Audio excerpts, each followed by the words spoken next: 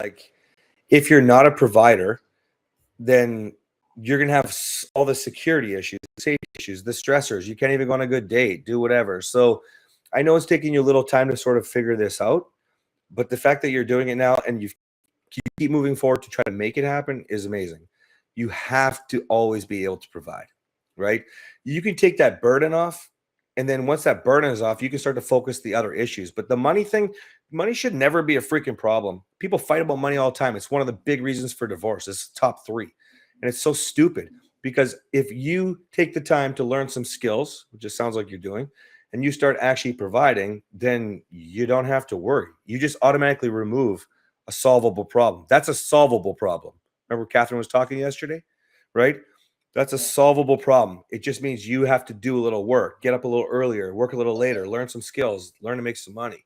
That's it. Maddie's going to do a presentation on some of his successful journey with that. I think we narrowed down the 7th, but I'll drop that in the Discord. I haven't quite figured it out yet, but yeah, awesome, man. How is the parenting side of things going with you and your wife? Well, same old. She doesn't agree with what I'm doing, but at this point, I really, I keep it open a channel of communication. I would ask her, hey, do you want, feel free to ask questions if you're not sure what's, why I'm doing what I'm doing. But she hasn't been interested yet in me sharing with her, so I just do what you are teaching us, and I just kind of keep staying on the course. Okay, and how is the relationship with the kids? Just growing and growing and growing? Well, it's better with my daughter, but my boys are kind of like, hey, you're giving her preferential treatment because you're not doing the same punishment to her that what you did for us, when we were doing similar stuff. So, I told them, I was like, look, it's just because, I punished you a certain way doesn't mean it was the right thing to do. And, just kind of explain that I'm trying a new way of doing it, but, they're kind of like jumped on mom's bandwagon about, feeling a little bit bitter about the difference in raising, which at this point, there's not much I can do. So yeah, there's like a split between my boys being with mom and then me trying to deal with my daughter who, is the one who gets the most in trouble with mom in a different way than what we've done for the boys. So go back to what we talked about before, just way more connection. Make sure you're consistent too, because I'm guessing probably you're not perfect with things like punishment, for example, or else they would be responding to you differently right now. Yeah. So yeah, I think I need to do a better job with connecting with my boys and and eventually over time that will build into them not even caring that what they see as a preferential treatment for my daughter. So it will. The biggest problem with it is consistency. Kids need more structure than a family does, than a wife does, right? If you're leading, you need to lead, right? So if you're being inconsistent at all with it, then you're not being.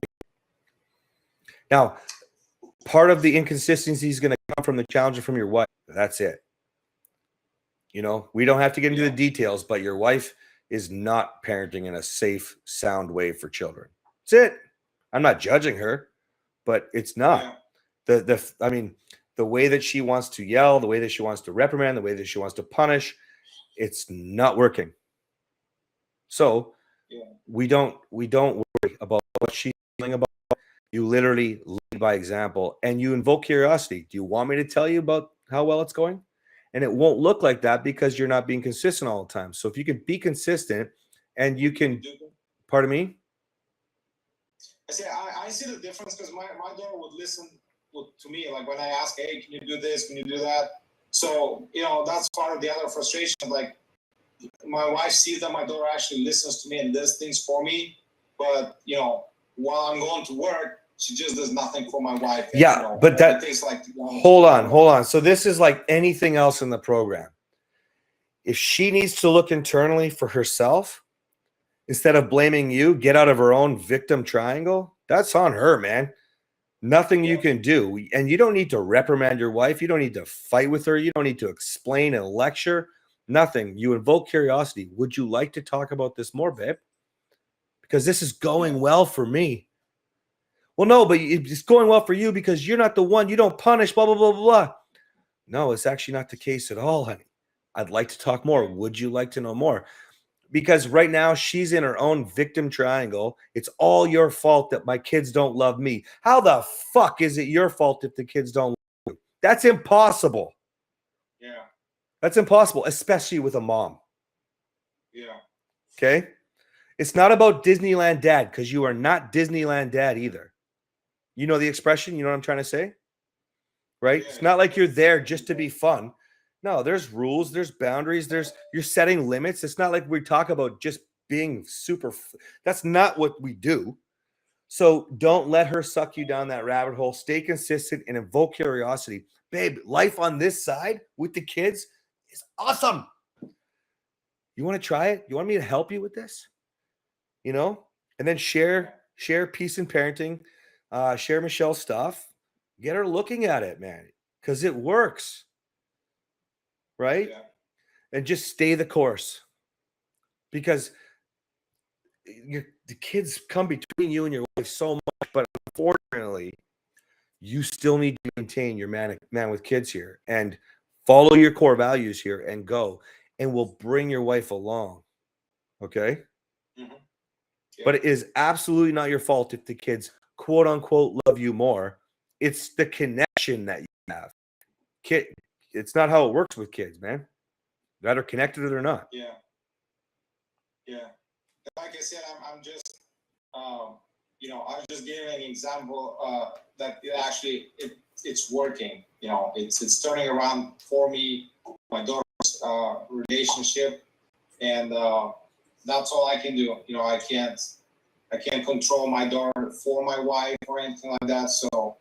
Like you said, just lead by example. That's what I'm trying to do. I love it, Todd, because the moment that you start to undermine the character that you are, right? The characteristics that you have, the relationship you're building with your daughter, the moment you start to undermine that, things will get worse. She'll actually be worse with your wife, right? Because she'll get worse and she'll lash out because of the relationship changing with you two.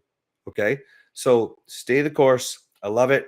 And that I want to feel connected to it's pretty uncommon for a mother to not want to be so connected with their kids. It's pretty uncommon, right? Mm-hmm. I know what happens. I see Pete's reaction. I know what happens, but the point is, it's not normal, right? Okay, so keep doing what you're doing. All right, brother. Yeah, thank you. You got it, Josh. You got your hand up. You're muted, bud. You do that every time. You got to press the button. Ask to unmute. Here we go. Just for that guy you were just talking to, sorry, I didn't get his name. I came in late. Todd, yeah? Something I've learned. Todd, yeah. Something I've learned over the past month is your kids are a mirrored reflection of yourself and your wife. And the best way I've found to get through those mishaps is the yes tone. Use the yes tone with your kids and it works wonders. It takes a little while, but yeah, once they earn a little bit of respect from you, it makes a big difference with them listening to you and getting on the same page as you as well. I love that, Josh. Yeah, like I remember my mom, I think I was 13 or so, and she was like, you have to respect me. I'm your mom. And like, I didn't really understand it back then, but nobody has to respect. Respect is earned no matter who you are, no matter what age you are.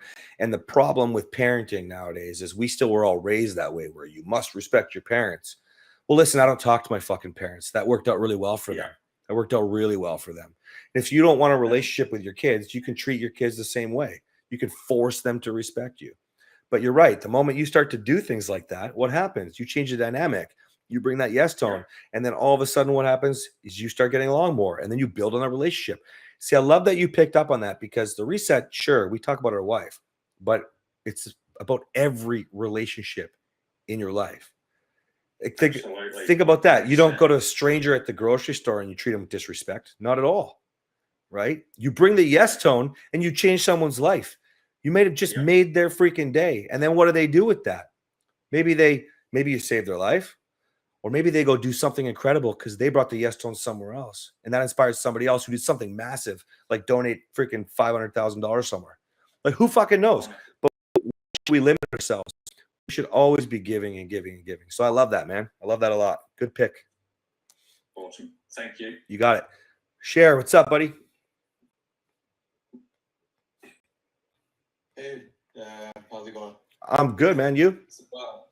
Good, thank you. So the last time we chatted, we were talking about just me having my insecurities and anxieties about these future plans that we've been discussing at home. So overall, the past a couple of months, I definitely feel like I'm more emotionally connected to my wife. Nice. Not physically, not physically in any way. I mean, I've tried to initiate and be intimate, and it hasn't really gone that well. But in terms of the one thing that we were talking about was having a second child. And so I mean, I posted in the Discord group this morning. So my wife, she'd be taking these pills to get pregnant and whatnot. So today she told me that we need to have sex, and it was very mechanical. There was no romance. She just said that, you know what, it's time, and we need to have sex. So I mean, again, as much as we talked the last time, and you told me that I just need to have full belief and just go into it. But the fact that the last a couple of months, I'm trying to be close with her more physically, and it's really not working out. Anytime I initiate something with her, it turns into a lecture about my character or something I've done in the past. So as much as I don't want it to impact me, it's still subconsciously deep inside. It has an effect on me. But on surface, I'm much better. I'm Good. cool. Let me ask you why you decided to go ahead and have more kids when you're feeling this way, when you're not actually connecting. Now, I'm not judging, man. Catherine and I also did that, right? It's how it's how the girls came. But yeah. I wanted to know why you decided to go that way instead of building more with your wife first. Yeah, so we've got a 3-year-old son right now, and my wife is 41.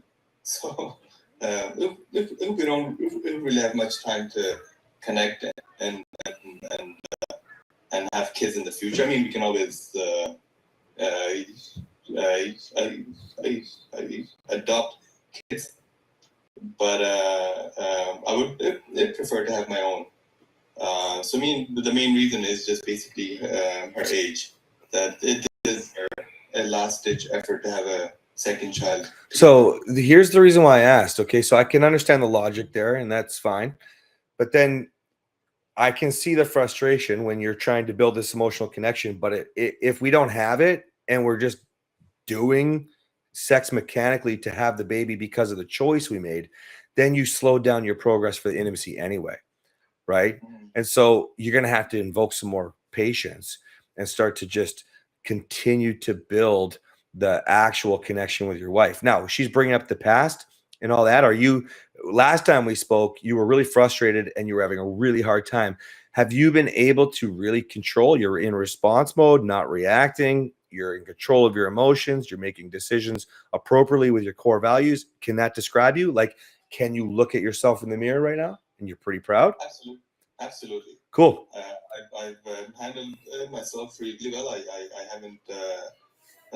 haven't reacted back in months. Cool. Okay, so then give me an example of something from the past that she's bringing up. So I mean, last night,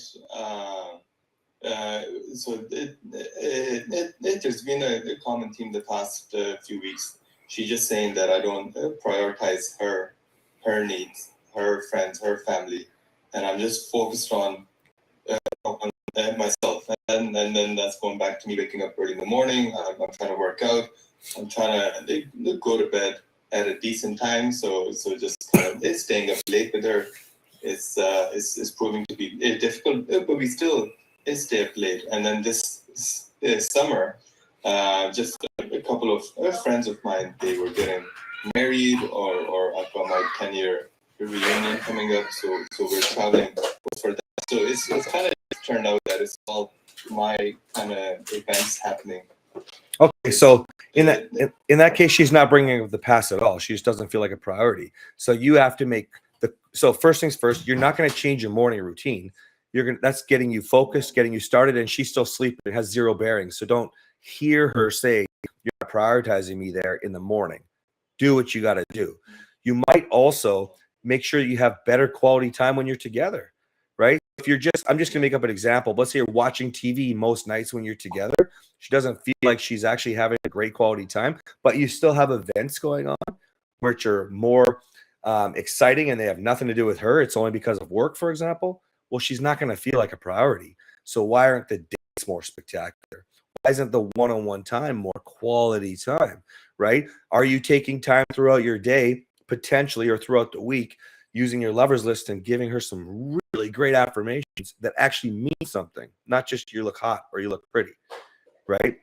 Make sure she understands. Then what happens is, by being a valuable dude and still showing her that she's a priority, she starts to feel it. She feels seen and heard. Now, don't be afraid to ask for more information, right? So when she says some of those things, you could easily be like, wow, babe, can you help me understand what you're feeling there? She's like, well, you get up early in the morning and then you always want to go to bed early, well, okay, if you've evaluated that I need whatever, how much sleep you're getting, 6 hours, 7 hours, what are you getting? 4, 5? 6 or 7. Okay, so if you've evaluated you need the 6 or 7 hours sleep, that's just what I need, then you own that. You don't go explain a bunch of shit like that unless she asks, right? Well, how much sleep do you need is the question, right? But otherwise, if you've given such great quality time and then it's like, all right, babe, I love you, I got to go to bed. Then go. Own it. Catherine often is with me. We're watching a show, let's say, and all of a sudden I'm like, all right, bedtime. I shut the TV off, man. We go to bed. Right? Because I'm up at 4. So you can do the same thing, but I spend a lot of time making sure Catherine is loved, valued, respected, seen, heard. We got to make sure you do. And the quality time also has to be spectacular. Okay? Yeah. Cool. Yeah, so I mean, definitely, I definitely work on that department. Our quality time, our dates, they haven't really been happening this summer with so much happening, so much activity in general. So I can focus on that, but then this it's just mechanical and just trying to have sex so we can have a second one. So I'm still a little anxious about that. There's nothing you can do about that unless you start to bring it the quality time, the lover player, really literally show up, man. Because right now the priority is having a baby, and I'm not a priority. I want to be one. So you're not going to change that. There's no conversation that's going to change that. Right? If you think about it like, oh, babe, like, I don't want this to be so mechanical. Like, I still like to enjoy the process. She doesn't give a fuck. She's not a priority right now. Right? So you just said it perfectly, which reinforced what I was saying. Right? And it was like, okay, like we got a lot going on, so we're not really doing dates. Whoa, whoa, whoa. We're already getting too comfortable there, right there. Okay. Yeah. And so you're allowing the normal day-to-day life take over, which is, I mean, I can look at 17 guys here that we've all said the same thing at some point where it's like, yeah, my wife didn't feel like a priority because all I did was work. Well, don't make the same mistakes we did. If you can fix this right now, recognizing it, right? Work, I cannot stress this enough. You must be a provider, yes, but you must balance. You must. And then you must give enough back to her with that time that is balanced where she does realize that she's seen, she's heard, she's getting what she wants. And that could be something like using the right love language. Like there's so many different levels of this, but start first with spending the time together and make it good. Be fun. Listen to her. Ask her questions later, 3 days, a week, a month. You could be like, hey, remember you were talking about Susie? What's going on with that dog of hers? Is the dog okay? I haven't said anything about it. Oh my gosh, they put the dog down. That's terrible. Oh my gosh, did you do anything for Susie, or is she good? Or like then whoa, you remember that from a month ago? Well, hopefully that would be like you asked sooner, but you know what I'm trying to say? So then she starts to realize that she does matter.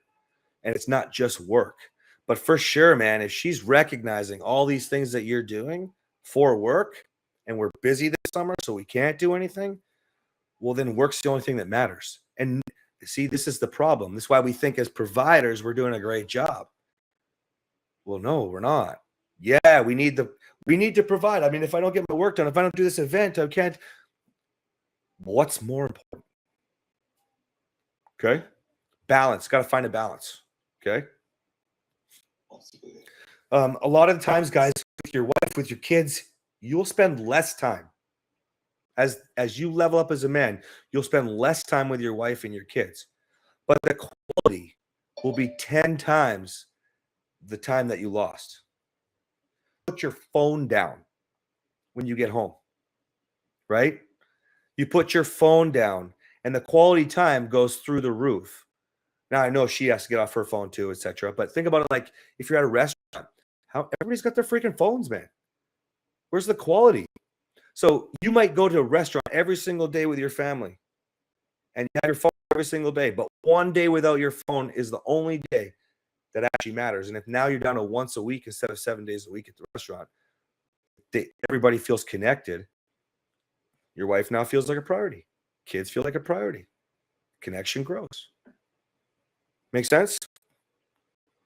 Yeah. Excuse me. Another example, guys, would be when you have good friends in your life. I can't remember which coach. I had a coach once that talked about this where he would make jerseys and stuff. They'd have their own like matching jerseys as buddies for their events and stuff. But he never did anything like that for his wife. So he's not craftsy, but he's super craftsy with his buddies, right? Well, he couldn't even send her an I love you note. Well, how did that look? Like she's not a priority. And he'd like to, quite frankly, sleep with his friends apparently because he's willing to put them first. So we can give so many examples, but don't justify it with the comfort of what's normal, right? When I get on the phone with somebody who's super defensive about it, they work so hard with their 10-hour day. I'm like, 10-hour day? My gosh, I wish I knew what a 10-hour day was. Plus, I work with my family, work with them. I'm calling that one of my jobs, my responsibilities, right? So you got to choose what's most important to you. And then find a way to make both happen, right? And then if you start adding in health, for example, you got to find a way to make that happen too. But this is why people get lazy and stop. But it's why the 1% succeed and have everything they want. Do what people won't. Fair? Yeah. Okay. Last thing I'll say about the mechanical thing is like, don't go changing a bunch of shit, right? Start really invoking the lover and the player and see if you can get that to be a little spicier, a little more fun. Because that's a pressure cooker anyway, right? Ooh, it's clocks. Right now is the time, right? So turn that into fun, right? Put on an accent or something and freaking, yeah, it's time. Let's go, honey. You know, like just go.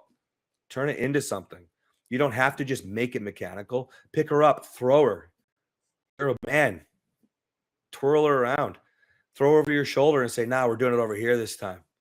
Make it exciting. Okay. Yeah. Now, somebody, I can't remember who commented and said, "I wish I had your problem." No, you don't. If you said that, I can't remember who it was, but when you say that, you're just saying, "I just want to blow my load." No wife wants you to just blow your load. So hopefully you were joking when you made that comment, but if you weren't, you're not thinking about sex the same way. Oh, it's you. Any kind of sex, yeah. Yeah. No, I was joking. I thought it was probably a joke, but I wanted to make sure. Yeah. It's not the same. All right, Matt, what's up, bud? Oh, you're good, buddy. You're good. You're good. I'm off, am I? Yeah. Okay. No, super quick. Me and Josh were on the phone yesterday having a good chat. It was funny as we were sort of bouncing off each other. I actually turned around and just said, I'm kind of glad that things went pear-shaped with my wife. And I've sat back and really thought about it because all the shit from the past like really came out because I just kept half rapping and running into it. And I kind of realized that she'd been working as well. And she'd sort of been keeping a lot of stuff just under the surface. She hadn't really been dealing with it. And now it's been like all these little wins have just been super fun. Like it's gone from this separation letter that really I worked out was just a tactic to hurt me and whatever, which is fine. I'm loving it through it, put that to the side. But just these little wins, like it's gone from, we went out for a quick date the other night. And I sort of said, how you doing? I sort of tried to invoke how she was. She turned around and she said to me, stop asking me. I went, oh, okay, no worries. Cool, what's going on? She goes, I'm having a good time with you. That means we're going in the right direction. I don't want you to bring this stuff up with me. I'll bring it up with you when I'm ready. I went, yeah, cool, no worries. Moved on from it. And it's just been little wins, a kiss on the head, a little rejection. Come sits on the couch with me, has a joke. Last night came up, grabbed one of the laptops because we're renovating, put the new show on that we're watching, climbed into bed next to me and rubbed my head, and next thing I knew it was the morning, so I obviously fell asleep like Joe. So I'm actually really in a great place because it's we went boom, super far forward, little hiccup, ran to the side of my car and tried to fucking smash it up with a baseball bat. Half wrapped all the way through it. And the same little wins that I had where we went really fast forward, just by using all those little things from the reset, letting her unload, half wrapping, listening, yes tone, all those things, big thing for me, man in control. Like yesterday afternoon, big dump. I came in from training my son's rugby league side, which is for you guys, real football, gridiron, but without the pads.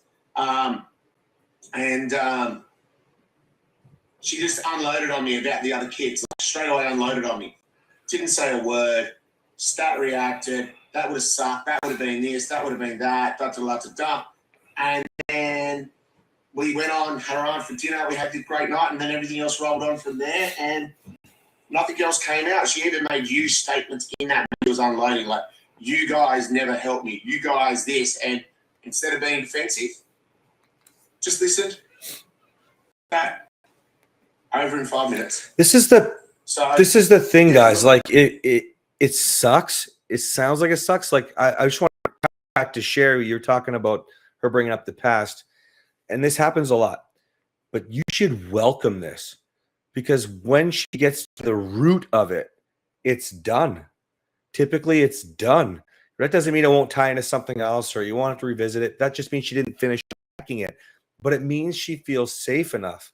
And if she feels safe enough to start throwing you statements at you again in the middle of you showing this great example, well, then she's starting to feel comfortable, like she can attack you again. And so you can see if you can, or so she can see if you can handle it, right? If you're going to go back to reacting, and you didn't. So keep it up. Yeah. And I think too, like it's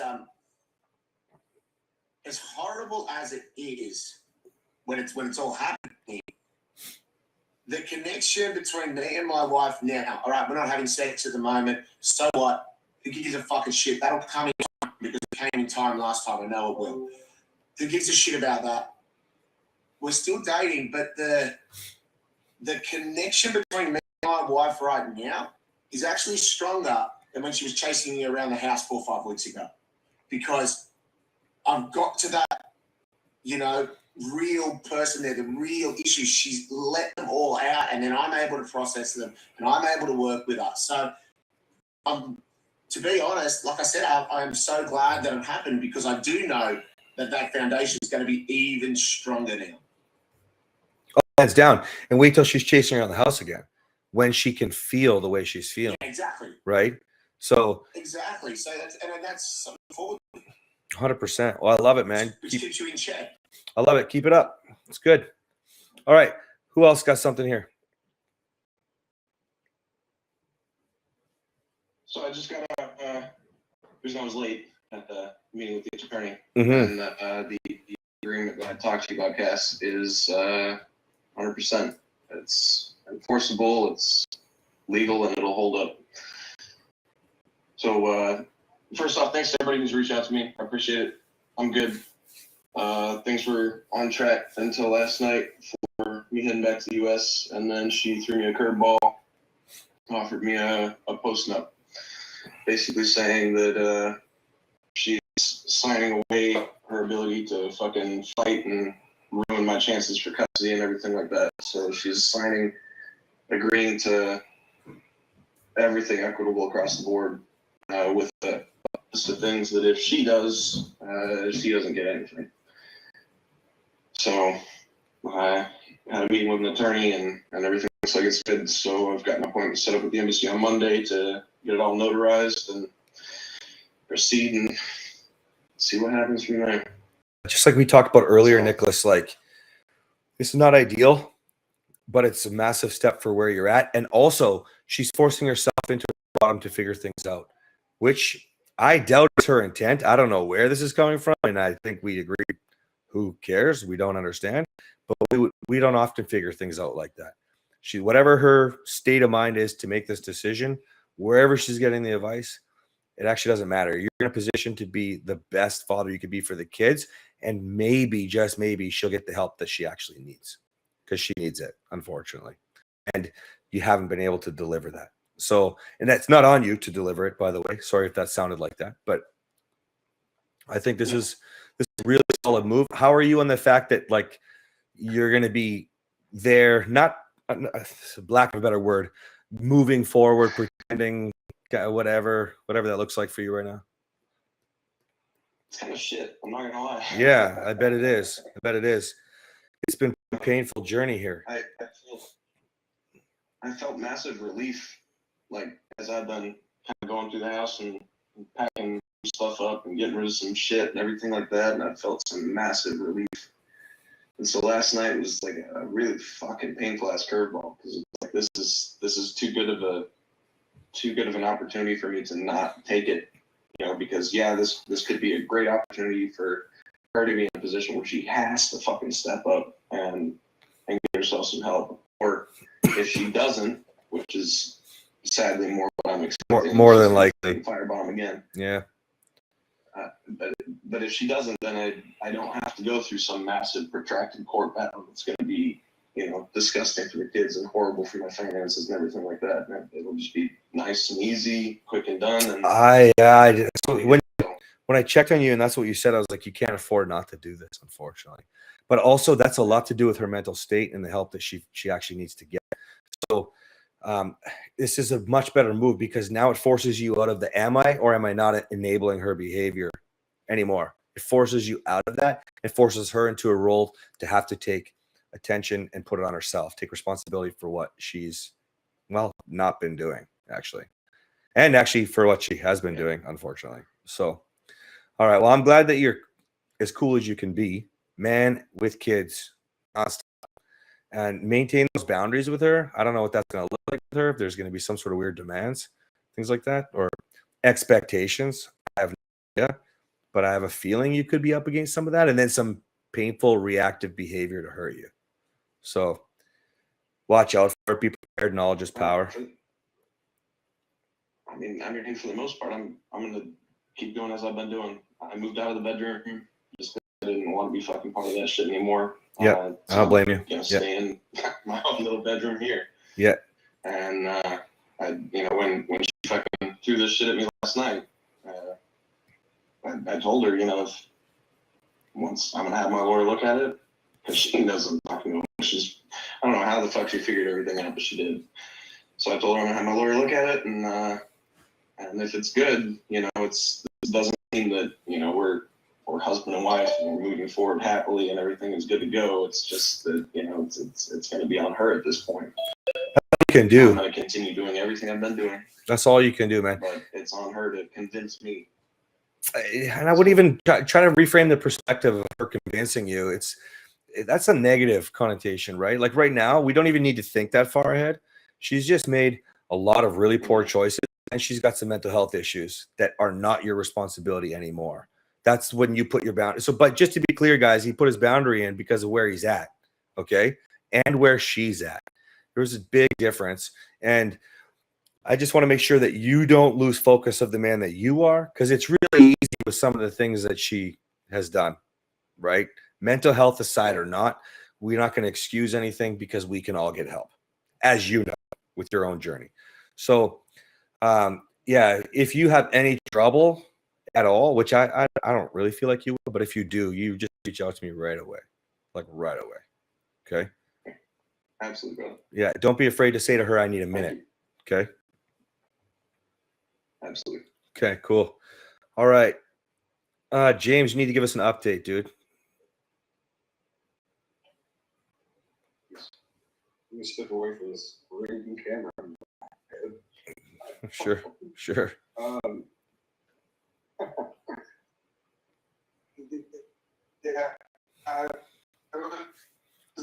Yeah, early last week was pretty rough. Your internet sucks.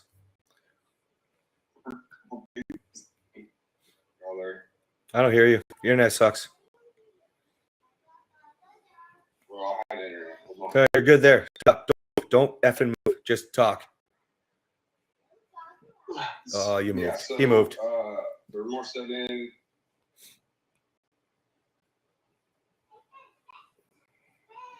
You good now? No, you're still moving. Good. So the remorse set in. Yeah, the remorse. Yeah, and she's basically saying she's going to do everything to make it work. So this is kind of hard.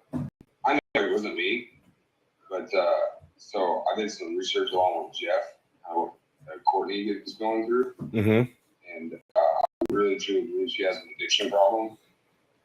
It's called sex and love addiction, and it's because of her inner child is so hurt, abandonment issues, being bullied extremely in grade school. And so I gave her a couple articles. I was like, I want you to sit down and read these, and then I want you to go. She was like, okay. We sat down and read them. And this morning she comes to me and she's filled out all this paperwork for her. She's going to go to a counselor, a sex and love addiction counselor. So see where it goes from there. All right. And what's the plan with you guys besides that help? Couples counseling. She wants to go to couples counseling too, along with her doing her own work on herself as well. Okay. And how are you feeling with everything?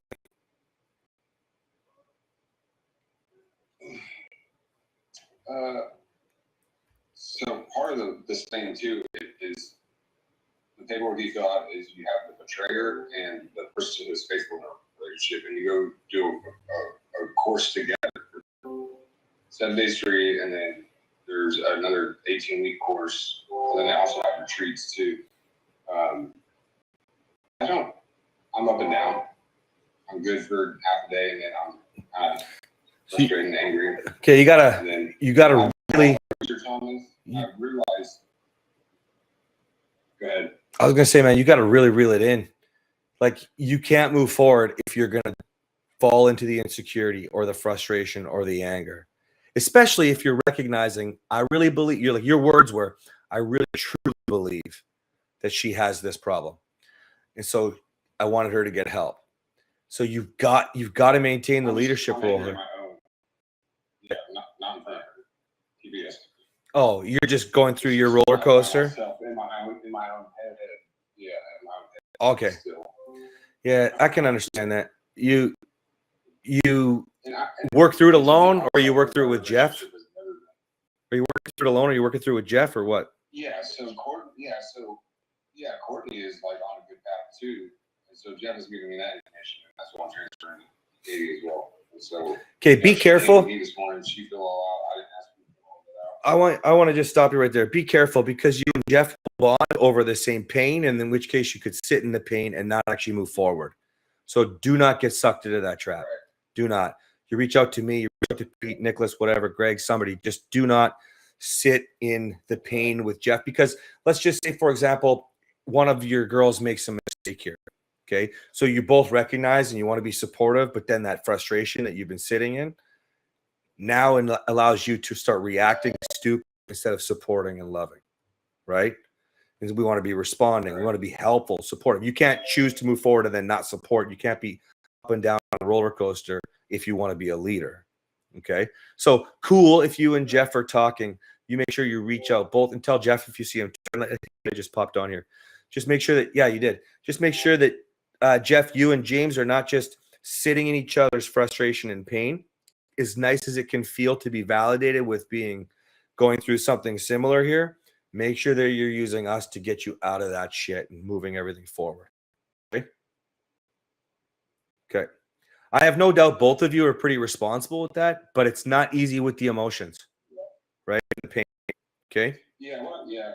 I mean, once was rough enough, but twice is no.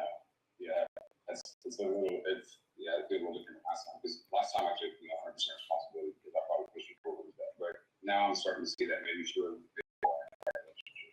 it wasn't just there's always something inside of her that has to cope with something, fill a void inside her through this emotional. Right. You've given me a reason to justify this when it's not actually this at all.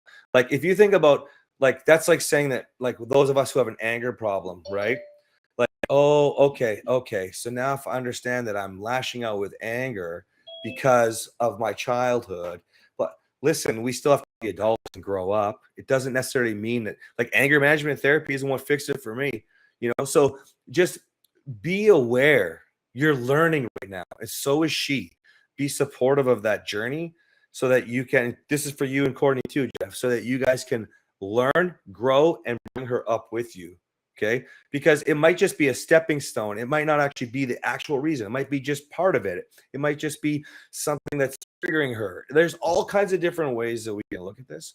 So take this as a learning process and bring you guys closer. Okay.